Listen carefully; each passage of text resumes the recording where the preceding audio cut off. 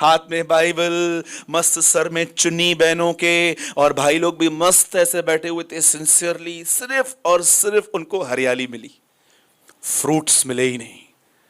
खुदा आपके पास हरियाली के लिए नहीं आता है, परमेश्वर आपके अंदर फल देखने के लिए आता है। फल क्या है? कितनों के लिए अपने अंदर गड़बड़ रखी है, कितनों के लिए नफरत रखी है। पुराने लोगों के लिए एक बात कहना चाहता हूं, जिनको 2-3 साल हो गए ना, जरा वो थोड़ा ध्यान से सुनिए प्लीज। आप में से कितने लोग ये बात जानते हैं, पुराने नियम में जब लोग बलिदान करते थे, उस बलिदान पे आग गिरती थी? एग्री? हाबिल के बलिदान पे क्या गिरा था?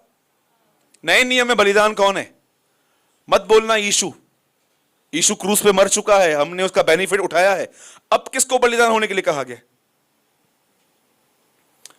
कितने लोगों ने रोमियो 12 अध्याय पढ़ा है? अपने आप को जीवित, पवित्र और निर्दोष और जीवित बलिदान करके चढ़ाओ। आप मुझे बताओ, उन दिनों में जो बलिदान चढ़ता था उस पे आग उतरती थी, आज इस बलिदान पे आग क्यों नहीं उतर रही है? Tell me. जानते हो यीशु ने क्या कहा? जब भी तुम अल्टर के पास आते हो, उन दिनों में लोग अल्टर पे गाय, भैंस, जो भी उन दिनों में बलिदान होता था, आज भी बहुत सारे गांवों में बलिदान होता है, उन दिनों में लोग बलिदान करने के लिए जाते थे। और आज ये बलिदान है। जब हम यहां पर आते हैं तो हम क्यों आते हैं? आराधना देने के लिए। आप मुझे बताइए, उन दिनों में लोग बलिदान करते थे, उनके बलिदान पे आग गिरती थी, आज के बलिदान पे आग क्यों नहीं गिरती?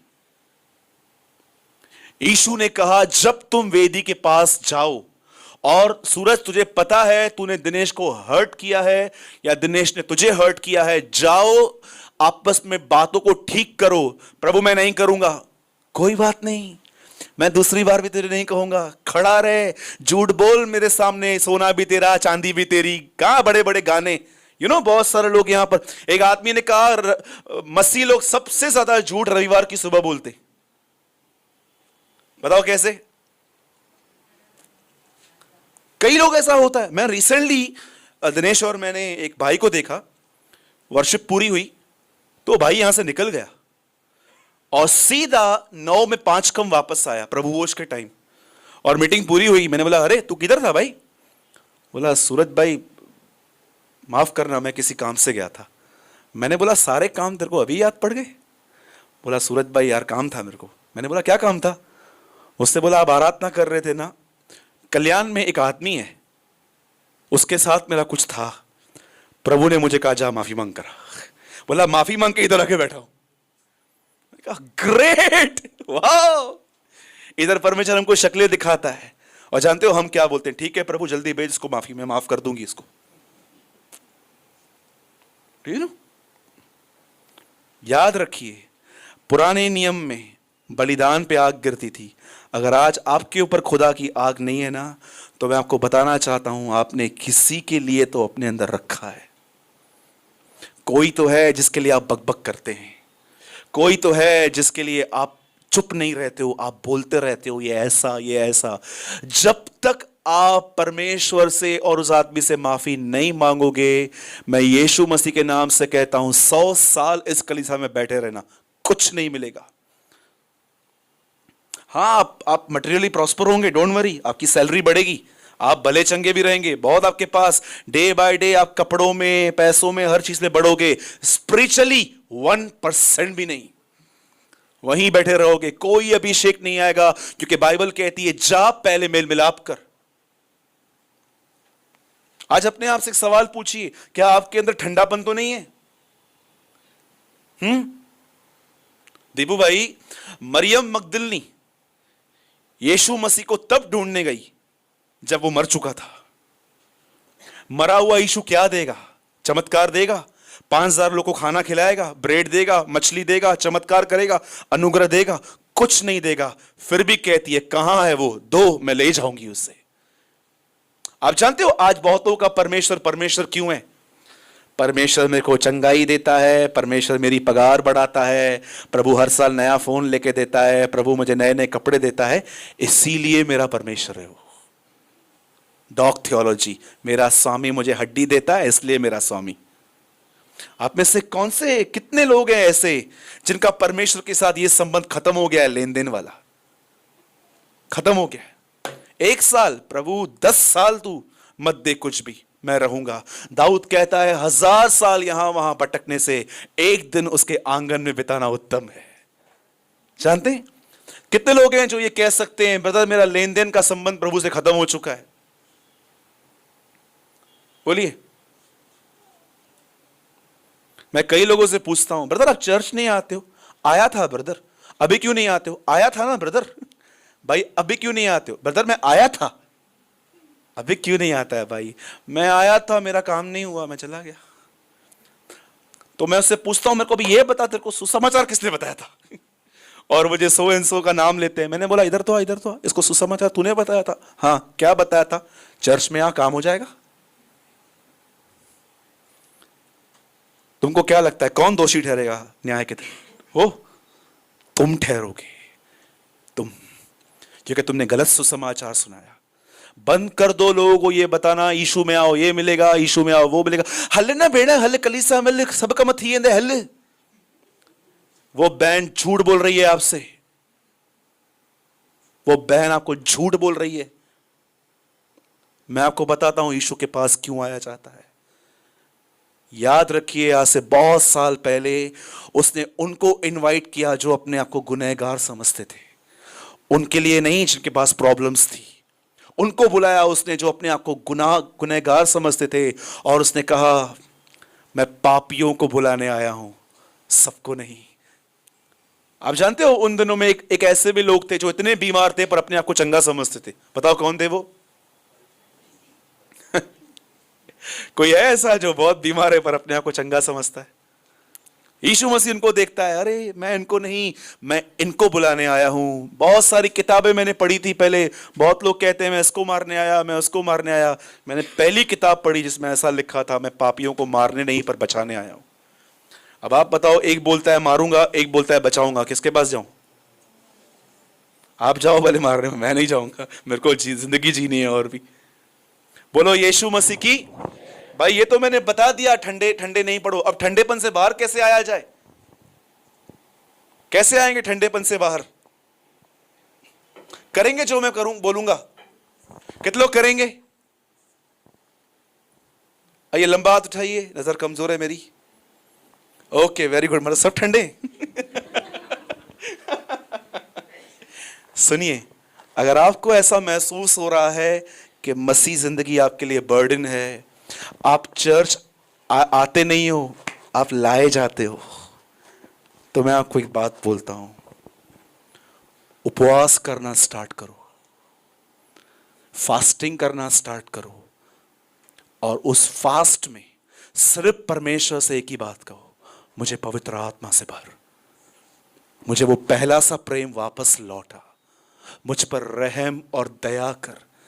मैं आपको सच कहता हूं, जब हम लोग फास्टिंग करते हैं ना, उसमें जानते हो मुख्य बात क्या होती है? हमारा मन खाने पीने से बाहर आ जाता है और हमारे माइंड में और बातों को सोचने की स्पेस हो जाती है।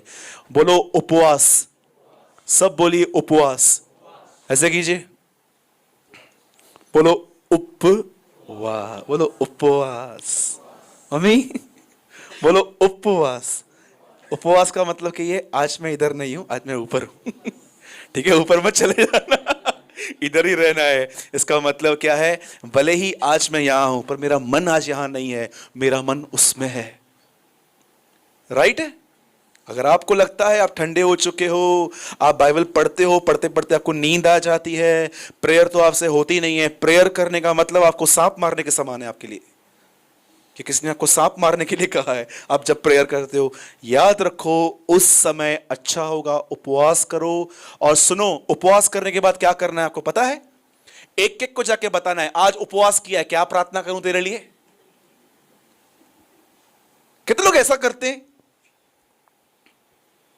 एक बहन ने मुझे मैसेज किया, बोला मैं 40 दिन के उपवास में जा रही हूं, तो मैं आपके लिए क्या प्रार्थना करूं? उसने बोला, मैंने उसको बोला प्रभु ने मुझे भी कुछ बोला है तेरे को बोलने के लिए। बोला क्या बोला है? मैंने बोला आज के बाद किसको मत बताना 40 दिन का उपवास किया है। यीशु ने क्या कहा? उपवास करते समय क्या करो? कितने लोग सच में ऑयल लगाते हैं? हाँ जी, यीशु ने क्या कहा? क्या करो? तेल लगाओ। मैं प्रभु को बोला, प्रभु तेल क्यों लगाएं? अरे तेल से फेस पे चमक आती है, तेल लगाओ। बहुत सारे लोग जानते हैं कैसे रहते हैं, ऐसे बैठे रहेंगे। चाहते हो बेटा उपवास, उपवास है। उसके बाद देखो उनके मुंह पे शाइनिंग आ जाती है। चलो एक को तो पता चला मैं फास्टिंग में हूं। Do you know? बोलो ये ढोंगीपन है। फर्स्ट फास्टिंग कैसे करनी चाहिए? गुप्त में करनी चाहिए। आपको पता है इस दुनिया में सबसे ज्यादा उपवास किसने किया है? मैं आपको बताऊं, आप हैरान हो जाओगे सुन के कि इस दुनिया में सबसे ज्यादा उपवास जानते हैं किसने किया है? न एलिया ने, न मूसा ने, यीशु मसीह ने। क्योंकि वो कहता है उपवास करो, और उसने कोई ऐसा प्रचार नहीं किया जो उसने खुद नहीं किया था। उसने समय 30 साल उपवासों में जिंदगी बिताई, और उसके बाद उसने आपको उपवास करने के लिए कहा। ठंडेपन से निकलने का एक ही रास्ता है, उपवास करो, खुदा को पुकारना स्टार्ट करो। पुकारने के बाद उसकी इस पुस्तक को खोलो और बोलो प्रभु मुझसे बात कर। मैं आपको सच कहता हूं, एक बार टेस्ट लग गया ना, हर हफ्ते फास्टिंग करोगे आप। आप जानते हो उसकी शुरुआत क्या लिखी गई है? उसे पता चला कि कुछ देश के लोग उसे मारने के लिए आ रहे हैं, और उसके लिए ऐसा लिखा गया है, वह डर गया। और आप जानते हो उसका अंत क्या लिखा गया है? ये तो स्टार्टिंग है। स्टार्टिंग में उसके लिए ऐसा लिखा गया है कि यहोशापात को पता चला कि कुछ देश के लोग उसे मारने के लिए आ रहे हैं, और लिखा है वह डर गया। यह उसकी शुरुआत है। पर आप जानते हो इस स्टोरी का अंत क्या है? इस स्टोरी के अंत में ऐसा लिखा गया है, यहोवा ने यहोशापात को चारों तरफ से विश्राम दिया। अब मुझे एक बात बताइए, एक आदमी जो किसी समय बहुत डिस्टर्ब था, और लास्ट वर्ड बताता है वो विश्राम में आया। उसने ऐसा क्या किया अपने लाइफ के अंदर कि वो इतनी बड़ी विपत्ति से बचा? और मैं आपको सच कहता हूं, इस बात को याद रखिए, जब तक आप जिंदा हो आपके लाइफ में प्रॉब्लम्स आएंगी। यीशु मसीह ने कहा संसार में तुम्हें कलेश होंगे। बाइबल बताती है धर्मी पर थोड़ी नहीं बहुत सी विपत्तियां आएंगी। यीशु मसीह 7 अध्याय मत्ती में कहते हैं, उस घर पे बाढ़ आई, आंधियां चली, तूफान चले, परंतु वह घर नहीं गिरा। बाइबल कहां भी नहीं कहती है कि एक आदमी जो यीशु पर विश्वास करता है उसके ऊपर कोई तकलीफ नहीं आती है। आपको पता है हमारे ऊपर एक और तकलीफ आएगी जो दुनिया में नहीं आती है, हमारे ऊपर आएगी। लेकिन वो आपको पता है वो कौन सी तकलीफ है? Do you know? कितने लोगों ने यह बात जानी है? और वचन के कारण जब कलेश आया, अब आप मुझे बताइए, दुनिया में जितने भी लोग हैं वो बीमार पड़ते हैं, वो गरीबी में आते हैं, उनके ये प्रॉब्लम आती है, वो प्रॉब्लम आती है, पर क्या कभी उनके पास वचन के कारण कलेश आता है? वचन के कारण कलेश आने का मतलब क्या है मुझे बताइए। एक एग्जाम्पल देता हूं। गौरव भाई यहां पर हैं। 2 दिन पहले एग्जाम्पल दे रहा हूं, हम दोनों की आपस में नोकझोंक हुई। अब परमेश्वर मुझे कह रहा है इसको माफ कर, अब मुझसे हो नहीं रहा है। मैं बोलता हूं नहीं प्रभु, वो आके माफी मांगेगा, मेरी कोई गलती नहीं है।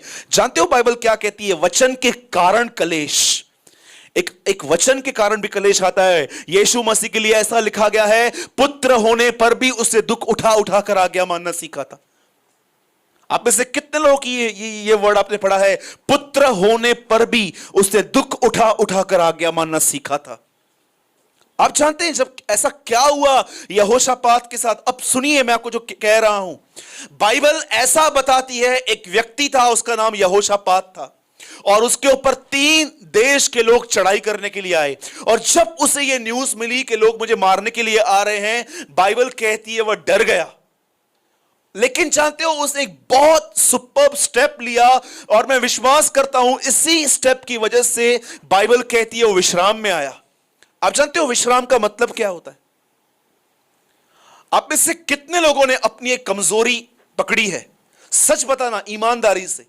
आप चर्च आते हो, आप यहां पर बहुत हालेलुया हालेलुया जय मसीह करते हो, और अगर आपको यहां से पूछा जाए कि आप खुदा पर विश्वास करते हो, क्या आप उस पर अपना ईमान रखते हो, आप सब कहेंगे हां। पर मैं आपसे एक बात पूछना चाहता हूं, तकलीफों के अंदर यह एटीट्यूड कहां जाता है? Tell me. आप जानते हो जब भी आपके ऊपर तकलीफ आती है, पहले पहले आपके साथ क्या होता है? सबसे पहले तकलीफ में आपका मन कच्चा होना स्टार्ट हो जाता है। आपका मन जो है ना, ऐसे देखिए, मेरा हाथ देखिए, जैसे ऐसे आहिस्ते आहिस्ते ऐसे से नेगेटिव होना स्टार्ट हो जाता है। हमेशा डाउनफॉल होता रहता है, हम नेगेटिव हो जाते हैं। आपको पता है सेम उसके साथ भी ऐसा ही हुआ, पर बाइबल कहती है जब उसे यह महसूस हुआ कि वो अपने अंदर डर रहा है, अब उसका मन कच्चा हो रहा है, वो वहां बैठा नहीं रहा, क्योंकि वो जानता था अगर मैं इस दिशा में बैठा रहा, मैं ऐसा हो जाऊंगा कि मैं बिलीवर होके भी अनबिलीव से भर जाऊंगा। जानते हो उसने क्या किया? बाइबल कहती है ही सीक द लॉर्ड, उसने परमेश्वर को ढूंढना स्टार्ट किया। और आप जानते हो उसने परमेश्वर को कैसे ढूंढा? मैं हजारों लोगों को जानता हूं ऐसे जिनका प्रॉब्लम में ये एटीट्यूड नहीं होता है। प्रॉब्लम में उनका ये एटीट्यूड नहीं रहेगा, वो बैठे रहेंगे, बस उनकी मूड उनको वश में करती है। कभी उनका मूड खराब है, कभी क्या है।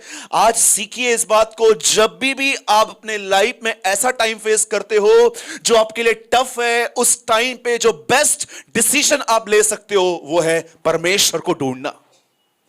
और जानते हो जब वो परमेश्वर को ढूंढने के लिए गया, वो परमेश्वर से क्या कहता है? सुनिए, वो पहले पहले प्रेयर नहीं करता है प्रभु मेरे ऊपर तकलीफ आई है मुझे बचा। वो सबसे पहले खुदा बाप को ये बताता है तू कौन है। वो उसको कहता है क्या तू स्वर्ग में परमेश्वर नहीं है? क्या तू वही नहीं है जो हमें वहां से निकाल के ले आया? और जानते हो एक ब्यूटीफुल लाइन वो उसे कहता है, वो बोलता है हम जानते हैं तू इब्राहिम का मित्र है। वो परमेश्वर को सारी उसकी सामर्थ उसको बता के लास्ट में वो खुदा को इतना उसको बोल के लास्ट में अपनी कमजोरी में एक बात कहता है, बोलता है सुन ये तू है, लेकिन ये मेरी दिशा जान ले, ये जो बड़ी भीड़ है इस पे हमारा बस नहीं चलता, परंतु हमारी आंखें तेरी ओर लगी रहेंगी। और आप जानते हैं जब परमेश्वर ने देखा क्या यार इस आदमी ने स्टेप उठाया है, जब इसे पता चला कि इसके ऊपर तकलीफ आई है, तो ये सैनिकों को गिनने के लिए नहीं गया कि सैनिक कितने हैं, हथियार कितने हैं, तोप कितनी है, तलवारें कितनी है।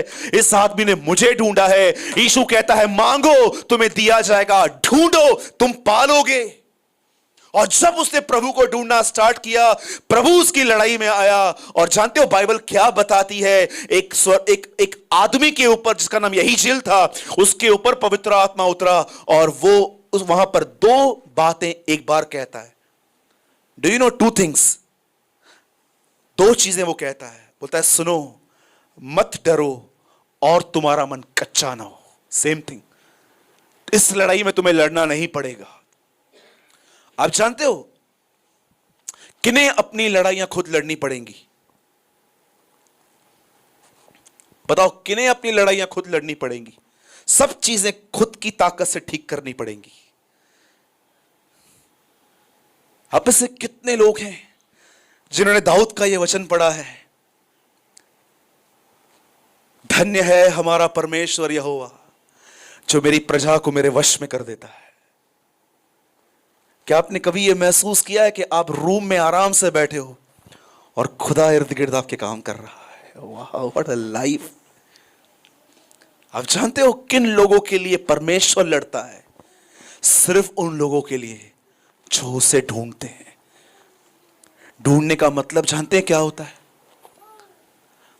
लास्ट टाइम आपने कब कमरे में बैठकर परमेश्वर के सामने अपनी भूख उंडेली थी? Tell me.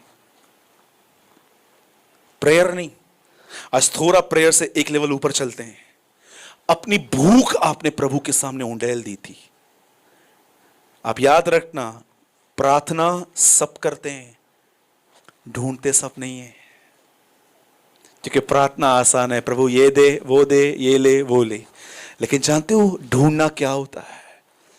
आप परमेश्वर के सामने इस तरह जाते हो और आप उसे दिखाते हो, प्रभु मैं हेल्पलेस हूं, आज तू चाहिए प्रभु, आज तेरी जरूरत है प्रभु, मेरे कमजोरियों में मुझे आज तेरी जरूरत है। आप अपने आप को अपने उंडेल देते हो। आप प्रार्थना नहीं करते हो वो रिलीजियस प्रेयर, प्रभु मैं दुआ करता हूं मुझे ये दे वो दे, वही पोपट की तरह, एक तोते की तरह रटी हुई प्रार्थनाएं नहीं। आप सच में अपने बीइंग को, अपने इनर बीइंग को पूरा उंडेल देते हो। दाऊद कहता है जल जल को पुकारता है वहां पर। हमारे आत्मा जल और वो भी जल, बाइबल कहती है जल जल को पुकारता है वहां पर।